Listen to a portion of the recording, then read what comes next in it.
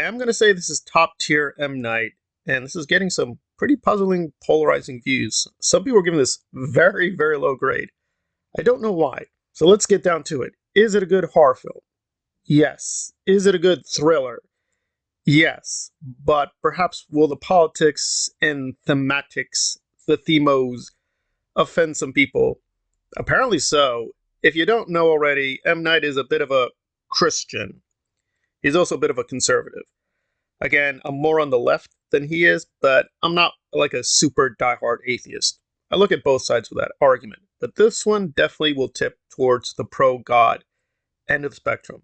If you don't mind religion being mixed with horror, then you're not going to have an issue, I think, mostly with this story. But if you are a diehard atheist, this is going to be a little bit hard to swallow. So what is occurring? Well, essentially, four people visit a couple with their daughter and announce basically you have to make a sacrifice. The ultimate sacrifice, or the apocalypse, is going to come. At the beginning, they don't believe them. They think they're a bunch of crazies. And sure enough, more and more apocalyptic events start occurring. I think probably this is close to Signs in terms of the story and narrative. And I do appreciate Signs, but I put Signs kind of in the middle of M. Night. This has a lot of the great trademark M. Night elements, the great cinematography, great camera work. It looks beautiful. It looks pretty amazing. Sound design was pretty excellent. In fact, in some points, I wish they kind of pulled back because you will literally hear virtually every footstep. He really was methodic in this one. But does it have the bad M. Night elements? Yeah, some of the dialogue was pretty cringy.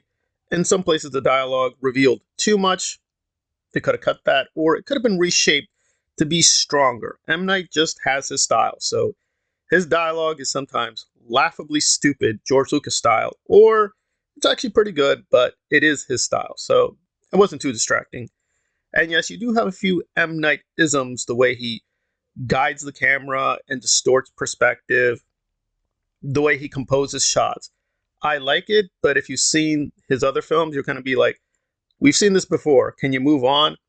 And even the color symbolism was kind of plain here. It was just a few colors, and it's not at the level of The Village, where colors were really well done and were integrated into the narrative and myth making. So here it feels like he's kind of pulling back. This is not much of a spoiler.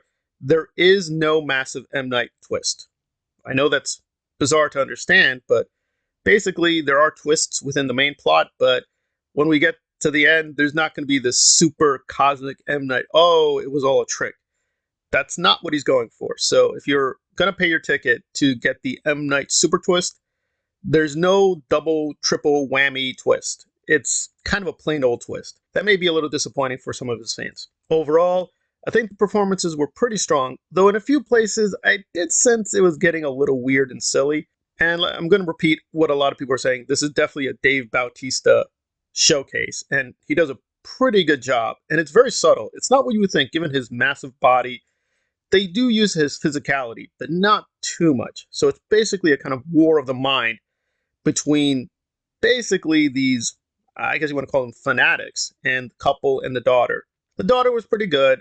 These are mainly symbolic characters. So in terms of depth and complexity, you're going to have to make some hand waving that things are a little too simple in some cases. But overall, I felt the narrative, it made sense with what M. Night is intending to do.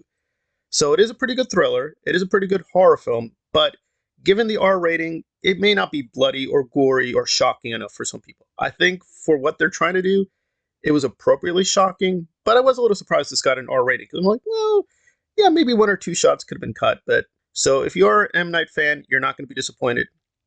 If you're a horror fan and thriller fan, you're not going to be disappointed. However, if you expected him to do another Glass or Unbreakable, it's not his super top tier. Below that, maybe number 6 or number 7. Again, remember, he's done 12 films, so he's put in a lot of work. So being in the top 6 or top 7 is no shame with M. Night. But again, if you're expecting another Glass or another Unbreakable, this may not be it. It's probably closer to Split. And I would grant Split is probably somewhat higher quality, but I think the performances here were better. I just prefer Leonard to kind of the showy, flashy thing that they did with Split, but that's me. I wish it was a little bit better, but I'm satisfied with really great M. Night. I'm going to give this an 8.45. I highly recommend Knock at the Cabin.